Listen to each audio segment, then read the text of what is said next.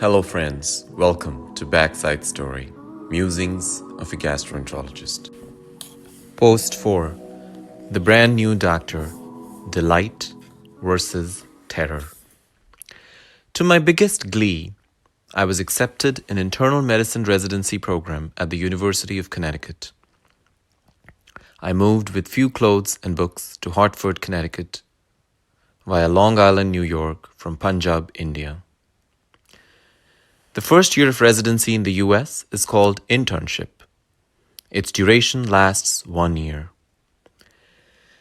Intern year is an experience unlike any other, where medical students transition to be a brand new doctor.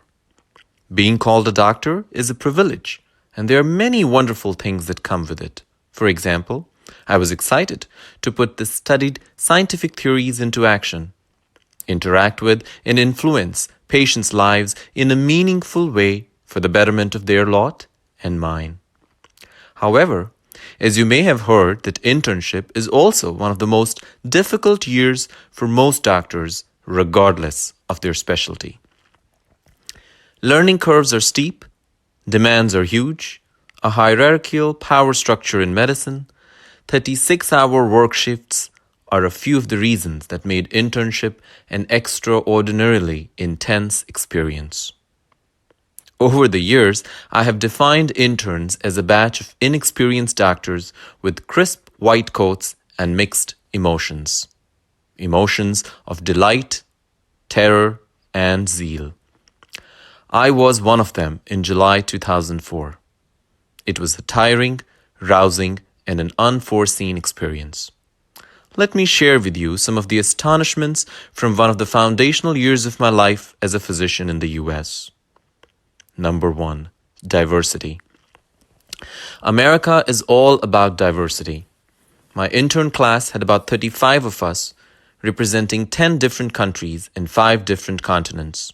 This meant variety in accents, differing ideologies, various personalities, and so forth.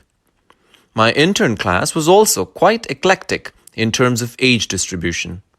Some were mature, who had already finished higher medical training in their respective countries. Others had sizable experience, be it from volunteering, research, or other relevant US work. And a very few like me were just fortunate and gobsmacked to belong to this talented group. I was green and a bit juvenile in every sense of the word. I was lacking any extraordinary abilities, and that made it easy for me to remain undetected in this assorted group. Moral of the story: being average at times can be advantageous. Number 2. Different standards.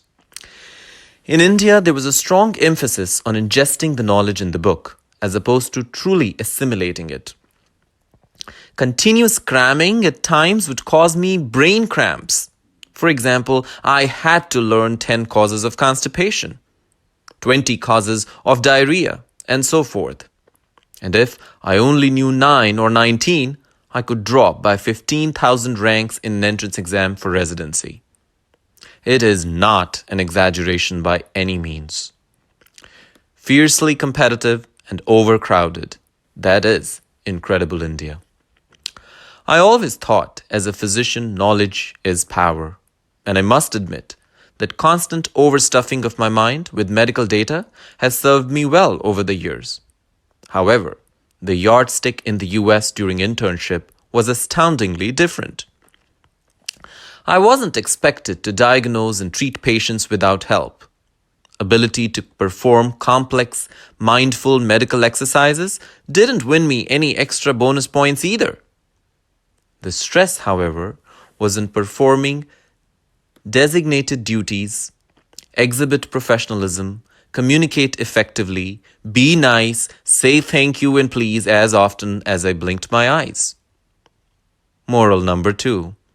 Good in America isn't exactly akin to good in India. Number 3. Medical records.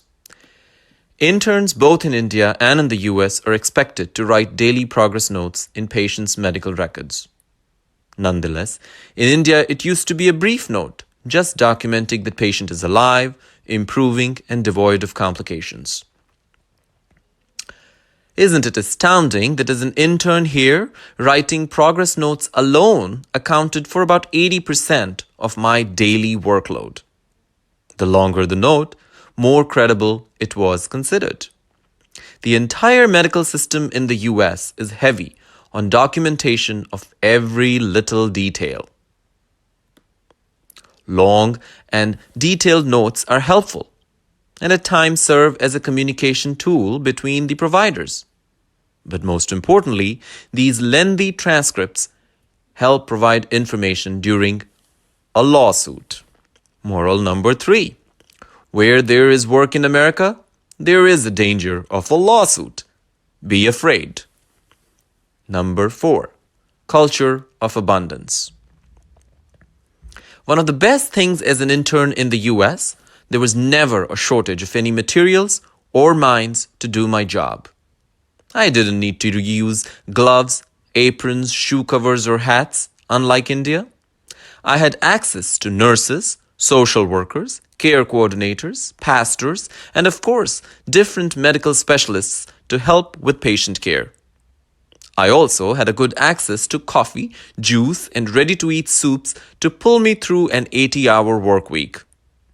Moral number 4. America has it. The final takeaway. Medicine is a scientific discipline, but practicing healthcare is more about contexts, cultures, systems, and personalities. Internship is a year-long process to transform a medical doctor to be a healthcare practitioner.